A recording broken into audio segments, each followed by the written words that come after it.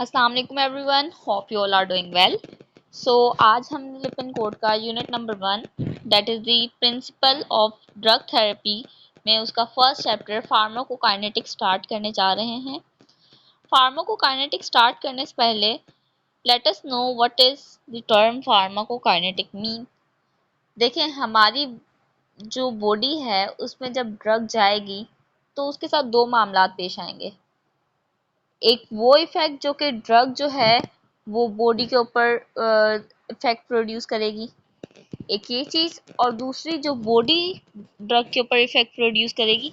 ये दो चीज़ें हमें समझनी है, ठीक है। तो फार्माकोकाइनेटिक कौन सी चीज़ है? फार्माकोकाइनेटिक हमें बताती है कि हमारी बॉडी में जब ड्रग आती है तब आपकी बॉडी उसके साथ कैसा सलूक करती है, क्या उसके साथ मामला पेश आते हैं। ये चीज़ हम पढ़ते हैं जी फार्माकोकाइनेटिक में, और इसी का वाइस वर्सा फार्माकोडायनेमिक, जिसमें हम ये पढ़ रहे होते हैं कि हमारी बॉडी में ड्रग ने जाके क्या किया। फार्माकोकाइनेटिक के 4 मेन पैरामीटर्स हैं: एब्जॉर्प्शन, डिस्ट्रीब्यूशन, मेटाबॉलिज्म और एक्सक्रीशन। Simply ADME। ये जो चार मेन प्रॉपर्टीज़ हैं ये ड्रग के ऑनसेट को डिटरमाइन करने के लिए कि भाई रैपिड ऑनसेट ड्रग देनी है या हमें किस तरीके से जो है ड्रग को सिलेक्ट करना है। ड्रग की बेसिकली सिलेक्शन में जो है ये मदद करते हैं। ड्रग की इंटेंसिटी, ड्यूरेशन ऑफ एक्शन, इन सबको डिटरमाइन करने के लिए जो मेन पैरामीटर है that is the pharmacokinetic parameters that are the absorption, distribution, metabolism and excretion. अच्छा जी, अब ये एक डायग्राम है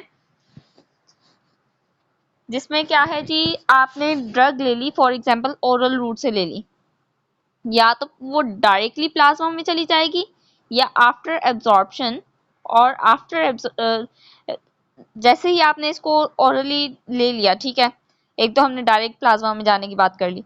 एक इनडायरेक्ट वे कैसा है कि आपकी बॉडी में पहले जाएगी, एब्जॉर्ब होगी ड्रग, फिर वो डिस्ट्रीब्यूट होगी, टिश्यूज से जाएगी प्लाज्मा में, और ये जो टिश्यूज से प्लाज्मा में जाने वाला प्रोसेस है that is a reversible process.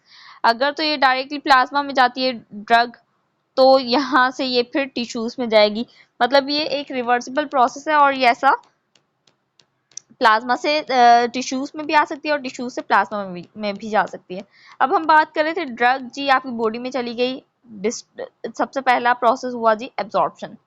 Absorption होने के बाद वो बॉडी में डिस्ट्रीब्यूट होगी इनटू द बॉडी टिश्यूज, और टिश्यूज से फिर वो प्लाज्मा में जाएगी, ठीक है।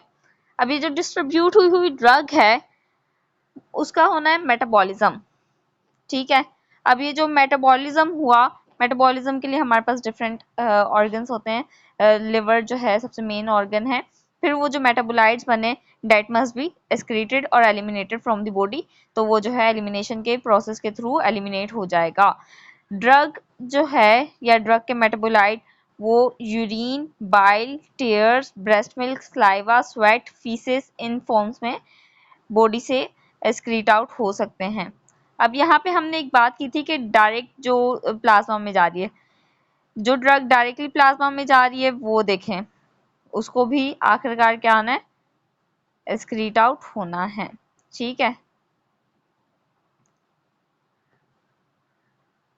Absorption. First, absorption from the site of administration permits entry of the drug either directly or indirectly in the plasma. वही हमने बात की, जैसे ही ओरली ले ली या किसी भी तरीके से आपने ड्रग को एडमिनिस्टर कर लिया, ठीक है, depend upon the route of administration, तो ड्रग सबसे पहले एब्जॉर्ब होगी और ये डायरेक्टली या इनडायरेक्टली जो है प्लाज्मा में इसको जाना है, ठीक है। फिर है जी डिस्ट्रीब्यूशन। सेकेंडली हमारे पास जो डिस्ट्रीब्यूशन है ये रिवर्सिबल प्रोसेस है। पहले ही हमने बात की थी कि प्लाज्मा से यानी कि ब्लड स्ट्रीम से वो टिश्यूज में भी जा सकती है और टिश्यूज से प्लाज्मा में भी जा सकती है, ठीक है। तो ये एक रिवर्सिबल प्रोसेस है। फिर मेटाबॉलिज्म, ये थर्ड प्रोसेस होता है जिसमें ड्रग जो है वो बायो ट्रांसफॉर्म होती है, और लिवर सबसे मेन ऑर्गन है जो कि मेटाबॉलिज्म का प्रोसेस परफॉर्म कर रहा होता है। फिर लास्ट में final process that is the elimination. Elimination हमने डिस्कस किया, urine, bile, faeces, sweat, saliva, tears, इन सब फॉर्म में जो है वो ड्रग एलिमिनेट हो सकती है किसी भी फॉर्म में। अब इस नॉलेज से मिलता क्या है हमें, फार्माकोकाइनेटिक पैरामीटर्स जो हैं वो क्लिनिशियन या फिजिशियन, फार्मासिस्ट, इनको मदद करेंगे एक रेजिमेंट डिसाइड करने में। ड्रग का रेजिमेंट जो कि किसी भी थेरेपी में लाजमी होता है कि किस तरीके का रेजिमेंट जो है वो पेशेंट को दिया जाए कि वो अपने बीमारी से जो है वो ट्रीट हो सके। अब इसमें हम क्या क्या डिसाइड कर सकते हैं, हम डिसाइड कर सकते हैं रूट ऑफ एडमिनिस्ट्रेशन, डोज कितने डोज में देना है, फ्रीक्वेंसी कितनी बार देना है, ड्यूरेशन ऑफ ट्रीटमेंट, आया ट्रीटमेंट 1 हफ्ते का है या 6 महीने का है, 1 साल का है, कितने दिनों का है, ये सब डिसाइड करता है ADME। अब हम नेक्स्ट चलते हैं अपने अगले टॉपिक की तरफ। यहाँ पे हमने बात की थी सबसे पहले route of administration, pharmacokinetic parameter से हम रूट ऑफ एडमिनिस्ट्रेशन जो है वो डिसाइड कर रहे होते हैं। किस तरीके से करते हैं, ये हमारे पास जो रूट ऑफ एडमिनिस्ट्रेशन है वो 2 चीज़ों के ऊपर डिपेंड कर रहा है, एक तो प्रॉपर्टी ऑफ ड्रग के ऊपर और एक थेराप्यूटिक ऑब्जेक्टिव के ऊपर। प्रॉपर्टी ऑफ ड्रग कैसे, अगर तो ड्रग वाटर सोल्यूबल है या लिपिड सोल्यूबल है या आयनाइज ड्रग है, तो इस तरीके से हम जो है जो चीज़ डिटरमाइन कर रहे होंगे, रूट ऑफ एडमिनिस्ट्रेशन डिटरमाइन कर रहे होंगे, ये हो गया प्रॉपर्टी ऑफ ड्रग, ठीक है।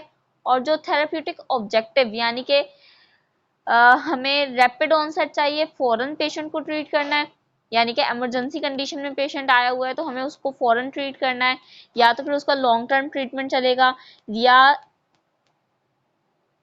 और restriction of the delivery to a local site, के ड्रग की डिलीवरी की रिस्ट्रिक्शन है लोकल साइट पे। तो ये सब जो है हमारे पास थेराप्यूटिक ऑब्जेक्टिव्स हैं। मेजर रूट ऑफ एडमिनिस्ट्रेशन की अगर हम बात करते तो 2 हैं, और बल्कि 3 हैं, एंट्रल, पेरेंट्रल और टॉपिकल। मोस्ट कॉमनली यूज यही 3 होते हैं और इसके अलावा दूसरे रूट्स भी हैं। पेरेंट्रल में आपके पास IV, IM और सबकुटेनियस आ जाता है।